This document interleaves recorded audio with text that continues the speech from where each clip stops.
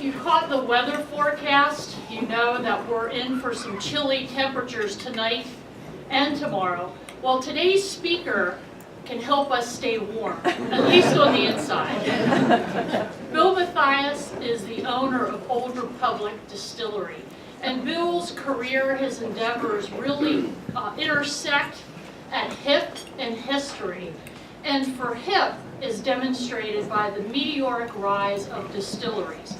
There were over 2,000 entries in the 2016 World Spirits Competition. There are over 200 distilleries in the Keystone State.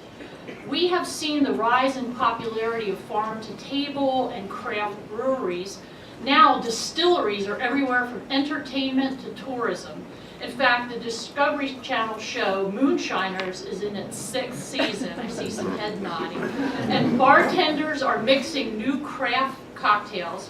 And like wine and brewery trails, distilleries boost local tourism and create jobs.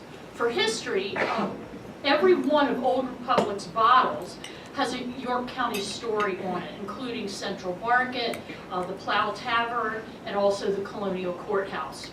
Bill is also working with our friends at the Northern York County Historical Society. They recently secured York County's first historic distilling license.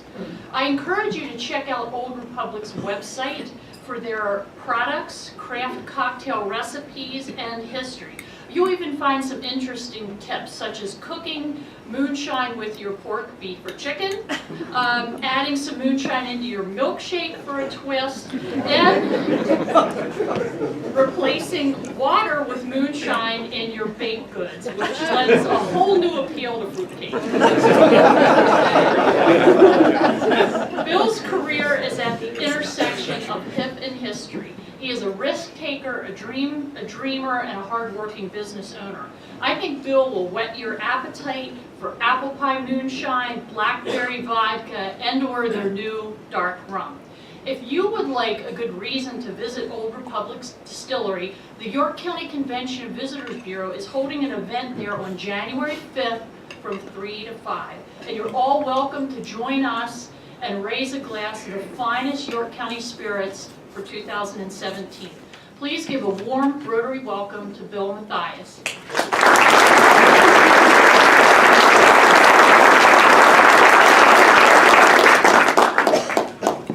Hi. I want to thank Ann and everyone here for inviting me. I think it's really cool to be up here and talk about some of the nonsense that I do. Basically, when it comes to talking in front of groups, I've talked about various topics over the years. I find speaking about myself very difficult, so instead I'd like to take the opportunity to talk about opportunity. Just like every cool kid born in 1970, I wanted to be an astronaut. But when things got real, I realized that adults seem to have a very interesting relationship with alcohol. My great-grandfather would make dandelion wine and, watermelon wine. And to be honest with you, all kinds of wine that I don't even know what it was made out of. But this is how I grew up, witnessing all this. And what would happen is he lived in a beautiful pink house. And everybody would go to Pap's house to drink all this wonderful wine. Of course, I was a kid, and I found it completely amazing that people would drink this wine and then start dancing and laughing, and I was fascinated, to say the least. So I didn't realize at the time that I was studying or wanted to study biochemistry and physics.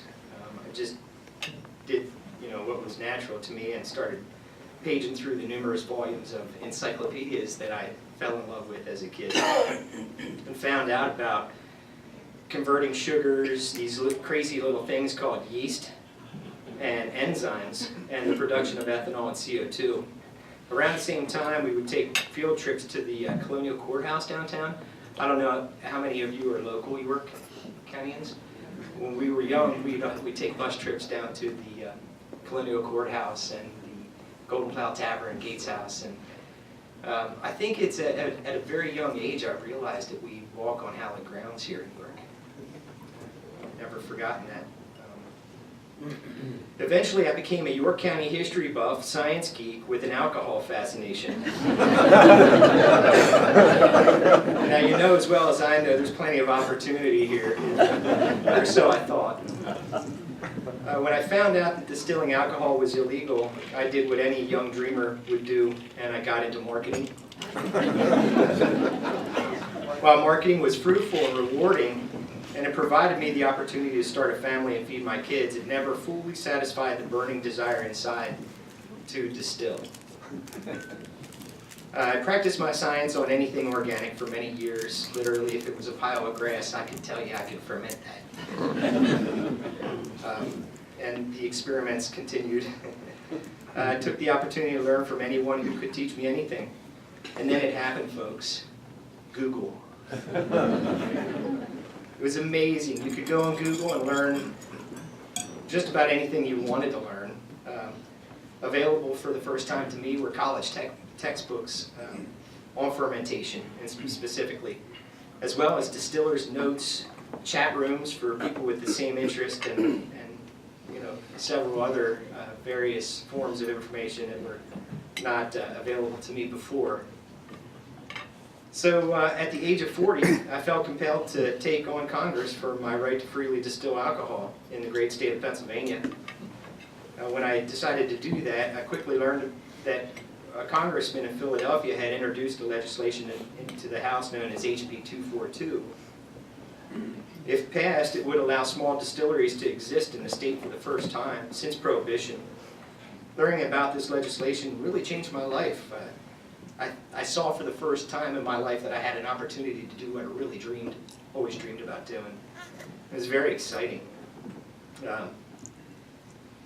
So I took that as a challenge, and I called just about every congressman, senator in the state that would listen to me. Oftentimes it was folks in their office who had the luxury of listening to me go on and on about HB 242 and how wonderful it would be to pass it.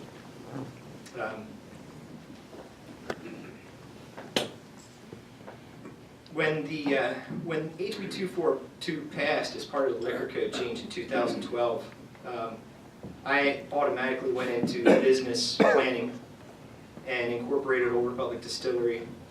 Took off the biggest risk of my life, really betting basically everything that I had saved to that date, and as well my wife and collectively my sister, and we all threw everything that we had into it, and a hope and a prayer. Since opening, I've experienced happiness and inner peace, but I've also experienced hardship and setbacks. As any struggling business owner will tell you, there are times when you have enough money left over to pay yourself, and then there's times where you just can't do it. Since we refuse to use anything less than the best ingredients in our libations, it costs a fortune for us to make our products, but we understand that's exactly what makes us unique. If we're going to make something and compete in the marketplace, we just simply have to do it better.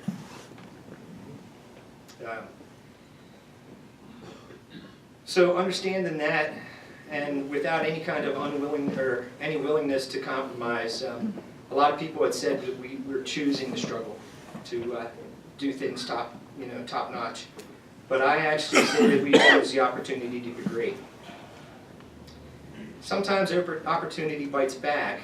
When we moved the distillery from Seven Valleys, where we first started over 4 years ago, into York, where we are now, in November of 2015, a little bit more than a year ago, our federal paperwork got lost in the mix.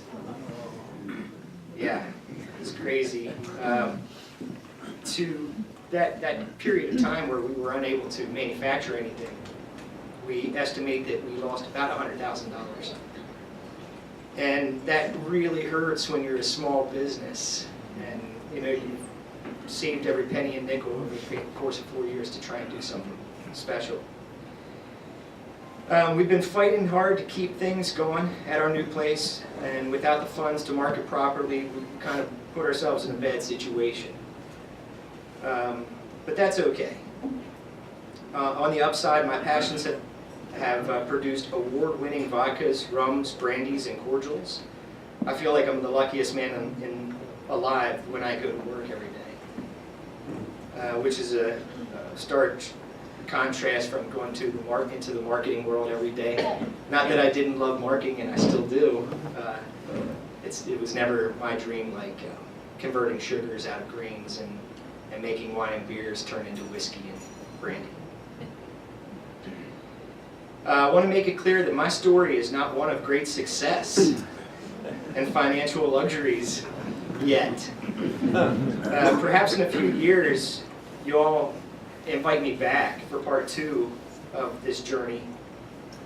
Instead, it's been a story of hard work and passion. It's truly a story of putting yourself in the best position to take advantage of opportunity, and having the courage and tenacity to nurture it, grow it, and perhaps someday be able to tell a story of great success that starts with that one opportunity.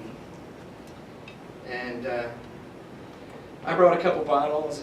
As Ann had said, we really are tied to York County history, and you'll notice that on our bottles we incorporate a lot of York County history and also our family members. And one of my biggest enjoyments of getting in front of a group of people like this is really to hear your questions, because I find some of the most fascinating questions in groups like this, and I have been told that this is a very lively bunch, and that I shouldn't have a problem with people raising their hands and asking me questions. So at this point, I'd like to, allow you guys to ask me anything you like. Good question. Where are you located? No one has said that, given your address yet. And 2, how much do you produce a year in gallons or whatever quantity you use? Great question. The question is, where am I located? I definitely want everyone to know that. So thank you very much. And also how much we produce in an annual basis. We're located on 1327 North Duke Street. It's literally 2 blocks away from Route 30, behind the old Lagerman's Harley-Davidson that's now First Capital Harley-Davidson. So a lot of times when we first moved to Duke Street, we got a lot of, oh hey, Duke Street's a really long street, it goes kind of all the way through town, so what part of town you in? And we are actually just a few blocks off of Route 30. If you go down George Street, turn behind the Harley dealer, and then take another right on Duke Street, we're just 2 blocks back there. As far as volume goes, we're so small. Literally, they measure in cases. I want to say that we're in about 180 cases, 190 cases, somewhere around there. So we handcraft every little bottle that we do, and everything that goes inside it is literally, starts from a sugar source of some kind, whether it has to be converted from grains into sugar, or if we have an existing sugar content in things like fruit juice and molasses. Molasses is how we make our rum, so we're going to get bigger as time goes on, and I hope the next time for part 2 that I come back, I can answer that question with maybe thousands of cases and thousands of gallons. But thank you for your question. Ma'am? What are your products? Another fantastic question. What are my products? When we first started out, Apple Pie Moonshine is legitimately our very first product that we came out with. It's really a recipe that goes back hundreds of years into the Appalachian settlement. The first people that came over were the Scotch-Irish, and they made rye whiskey in particular. When they found corn, they started making corn whiskey as well. But those things very quickly transitioned into using that rye liquor to make an apple pie moonshine. So we make apple pie moonshine. We also do a blueberry apple pie moonshine. It's a variation of the original. We make an exclusive product that's unique to us. It took me years to dream this one up, and it actually is a dream. It's called Love Potion. I woke up one day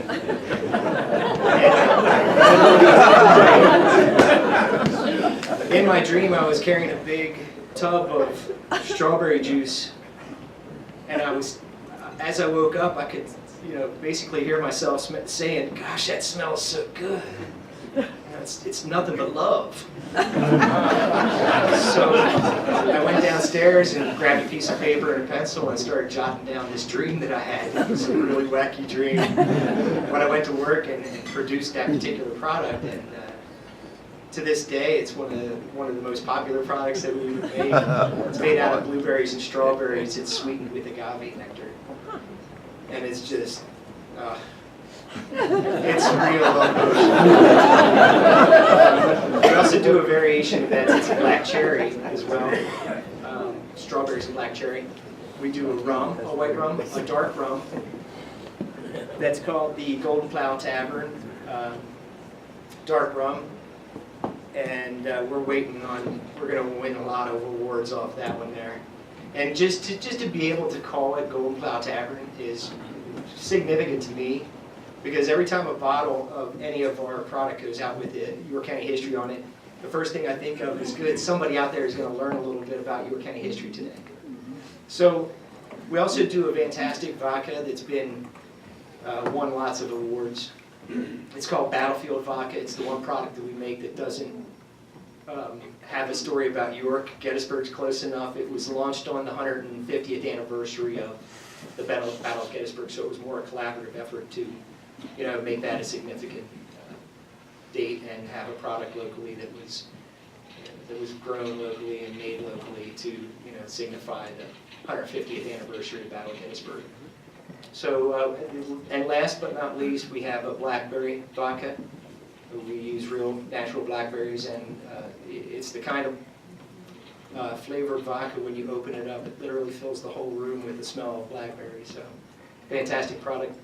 Outside of that, we do a couple brandies. But the brandies tend to come one time a year. When the fruit is at its absolute peak of freshness, that's when we go into juicing, that's when we go into fermentation. And that window is a very small time period that allows us to do what we need to do at that time. So if you have a chance to get a bottle of our brandy, you won't forget it. It's really great stuff. And our brandy is also not aged, so it's an eau de vie style. If y'all are very familiar with eau de vie, the French version of brandy that's clear. And the whole purpose behind that is to try and get as much aroma from the fruit that you're using as possible, not necessarily as much alcohol. Where are your products sold? Excellent question. Where are our products sold? Well, thanks to the state legislature when they did pass HB 242 into the liquor code and allow us to do what we do, one of the greatest things that they allow for is for us to sell directly to you. So you can come to my distillery. We have a beautiful tasting room there that we take a lot of pride in keeping nice, and one of the reasons we moved to the new location was to have a better place for our guests to go and enjoy themselves. So at our distillery is the answer, and also we're working on other distributors in other states to get it out into other states as well. So as of right now, you're all welcome to come down to the distillery and you can sample anything you like. What do you charge for? What do we charge? Most of our products are actually $28. We try and keep it 750 liter bottle. Our vodkas, both of our vodkas are $28. Both of our apple pie moonshines are $28. Our love potion is $35. Our white rum is $33, and our dark rum, that's 100 proof, is $42, I believe. Don't quote me on that. And then all of our brandies are anywhere between $50 and $300 a bottle. Very good stuff. Thank you for asking. Next. Yes, sir. You limit out the prohibition of how much you produce for domestic use. How does the new legislation tie in with that? Could you ask that one more time, please? There used to be a limit after prohibition on how much you could produce for domestic use. Yeah. And how does that tie in with the new legislation that the state just passed? Yeah, that's a fantastic question, because with our license, it's called a limited distillery license, and it does limit us. It's exactly what the whole license is about. We're allowed to make up to 100,000 gallons of product a year. Wow. And that has no impact on the proof of those products whatsoever. It's truly by the product volume itself. So we have a lot of growing to do to get to that point. I'd love for you guys to be able to help me sell enough to kind of be pushing that acetrope, as we say. There's an acetrope in ethanol, and we try and push the acetrope to squeeze the lemon, if you will, to get all the alcohol out of the mash. It's just kind of an inside term. But thank you so much for your question. So a lot of people in this audience who are retired or near retirement, and I think they're afraid to ask this question, but do you have any openings for tasters? Yes. It doesn't pay well.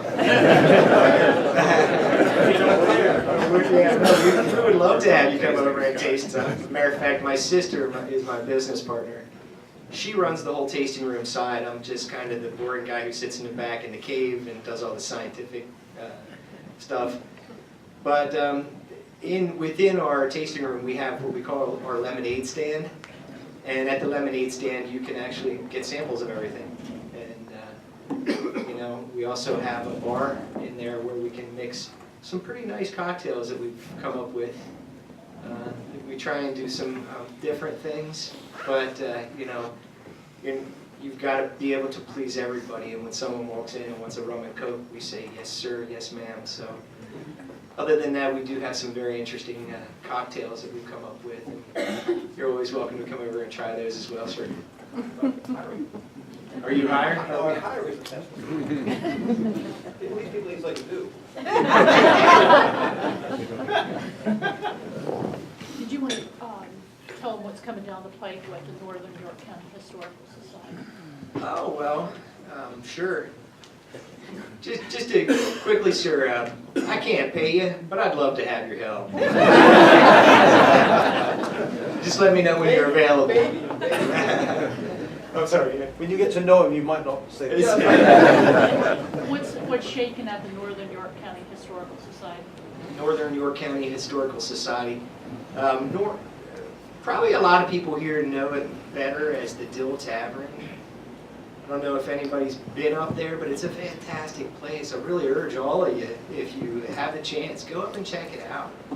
They do have special events from time to time you can get involved in, and I know it all revolves around a bunch of people dressing up like colonial times, and I mean, what's more fun than that, Go and drink some apple pie moonshine and sip on some stuff while people walk around pretending to be, Thomas Jefferson and Thomas Paine and stuff. It's pretty cool. So, check that out, and I think as things progress with them, ultimately, we'd really like to make a whiskey, the exact same whiskey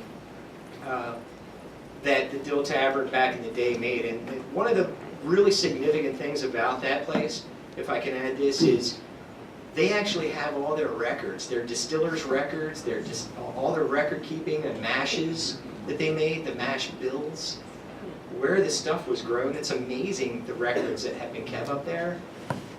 So, don't be afraid to go up and check it out. And when they do start distilling, hoping to be able to sell a bottle, per person every year when they're able to make it exactly the way the specs show in their history books. I think it'd be really worth going up and buying a bottle, seeing what this kind of stuff tasted like back then. Because I can pretty much guarantee you it tastes different than what we're used to now. I think the biggest pain in the butt might be to actually find the indigenous grains that were available in those days. Just so happened to run into a farmer just a few weeks ago when I was searching for a specific kind of corn. I also inadvertently found a heirloom quality and old style rye, which I know that no one's jumping up and down here, but trust me, I was so excited to find a Danko rye, which is an indigenous old style rye that was here back in the colonial days. So we're interested in getting something going with this rye. And it would truly be an enjoyment for anybody who likes whiskey and to taste whiskey to taste this, because it will be completely different than what you're used to. Much, much, much more flavor. Talk about the single, for those who like it. Okay. My friend in the front row would like me to talk about our plans for single malt. We are going to eventually start single malt whiskeys, and we're probably another year or two off before we're getting into a large production of it. But the experiments are going well. And really going well. And it's fantastic. Single malts have an inherent sweetness to them that really can't be replicated by corn. Now, if you were to taste our vodka, you could swear that you taste the corn in it. I don't know about all that, but there is a little sweetness that does carry over from the corn that you do taste the sweetness. And the single malts are similar in that they are very palatable, very sweet and enjoyable to drink. But yeah, that's coming in down the road. You know, it also, not just to make it properly, but then also to barrel it and age it properly is a whole other thing. The maturation process is a science of its own. And when you talk about single malts, you can't just throw it in a barrel for a year or two. You know, it's one of those things where you have to realistically look at 8 years, 10 years minimum. And then of course, you know, if you want to go the full 20, 25 years, it makes a better product. So, but thanks for bringing that up. Anyone else? Yes, sir. Do you offer private parties, and how many people can you accommodate in? And then can you come off-site to do private parties? God bless you. The question was, do we have parties? Can we host parties and whatnot? And before I had left the distillery today, my sister was kicking me in my pants saying, don't forget to mention that we have parties and do what? One of the purposes of, again, moving from our old location into the new location was to be able to do more activities. So yes, we do. We have a facility now that we rent out for corporate parties, for various parties, even small weddings and whatnot. And we have and maintain a relationship with many caterers, and we can even use, if you have your own caterer, we can even bring your own caterer in. But the ability for us, via the last liquor code, some things changed for us in that we were, once upon a time could only serve our own beverages. Well, with the last liquor code change, we're now allowed to serve Pennsylvania beers and Pennsylvania wines as well as our own stuff. So we virtually have a full, stocked bar for your parties and gatherings, where we didn't have that even 2 months ago. So it's a new time for us, exciting new time for us in being able to do just that. Thank you so much for asking the question too. Are liquor stores part of your possible distribution channel, or is that, are there obstacles there, or what's the situation there? In Pennsylvania, we have to deal with the PLCB, of course. They own all the stores, and we are in a program with them where we're in 10 stores. And we tried to pick 10 stores around York, and I think we might be missing out on some other areas, like Philadelphia is a real hot area for craft beverages of all kinds. And we've been asked by numerous people, when are you coming to Philadelphia? We need your products down here. So as an expansion out, and what we're looking at as an expansion more or less immediately in 2017, is an expansion of the PLCB system that we're currently in. We're going to go from 10 stores to up to 60 stores within the next 6 months. Outside of the state's a whole different ballgame. That's part of the trouble we have, is that you can't really go and sell your own products in this industry.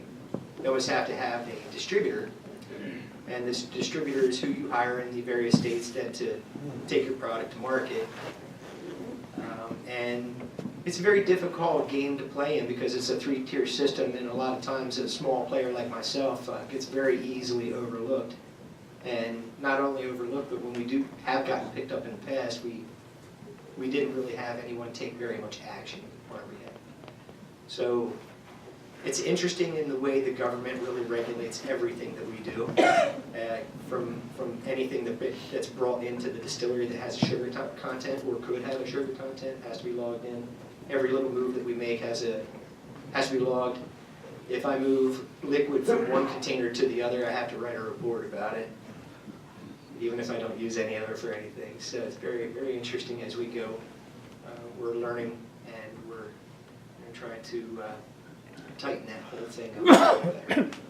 Thank you for your question. Yes, ma'am? With the equipment that you have now and what you're producing now, what percentage of capacity are you at before you need to invest in more equipment? With the equipment that we have right now, to maximize that equipment, we're probably doing about 30% of what we could be maxing. So we're not pressing the envelope by any stretch of the imagination. And I have been very resourceful to use things. We started with, for example, a 50-gallon fermenters. So I ferment a 50-gallon batch of rum. And now what's happening is I'm starting to bring in some other things that really don't cost a lot. Maybe somebody knows a little bit about totes, 330-gallon totes. Some chemicals are dispersed in 330-gallon totes. Also milk products, all kinds of other stuff. Well, we just get those, and I become MacGyver to some degree. I turn that thing into a mash tun, and I've turned a couple of them into fermenters, and it's actually a fantastic thing to do because our volume can go up on what we're able to ferment at any one time. And fermenting at 250 gallons at a time is literally a 50-gallon batch a day, and that's what I can do, a 50-gallon batch a day. So I can stay in mash all week long out of one container, and that really helps us kind of tighten up the efficiency a little bit. Thank you so much for your question. I'll add to that too a bit. In the future, what we plan to do is add a much more efficient still. Right now, we actually use electric heat to fire our stills and our mash tun. But we want to move to steam. Steam is much more efficient and a slightly bigger still that can get a 6-hour run. If it takes me 6 hours right now, I can drop that down to actually a 2-hour run without any difference in the distillate whatsoever. And it's all about physics and the efficiency with the steam. Next. Yes, ma'am. What are your hours of operation? We're currently open on Wednesday and Thursday from 4 p.m. till 8 p.m. And then on Friday and Saturday, we're open from noon till 8 p.m. And Friday and Saturday is when our tasting room, and we generally have live music. We have the bottle sales. We have the bar, if you like a cocktail. And generally speaking, we've had a lot of success with bringing in people like Pepper's Grill and various food trucks and caterers who come in on Friday and Saturday night to set up their food. And it's a great partnership. I don't know anything about cooking food. I can probably take that food and figure out where the sugars are in it and ferment a cheeseburger or something. But as far as cooking a cheeseburger that it's palatable for you to eat, that's a different story altogether. So it's a nice relationship that we have with the various food trucks and food companies and whatnot.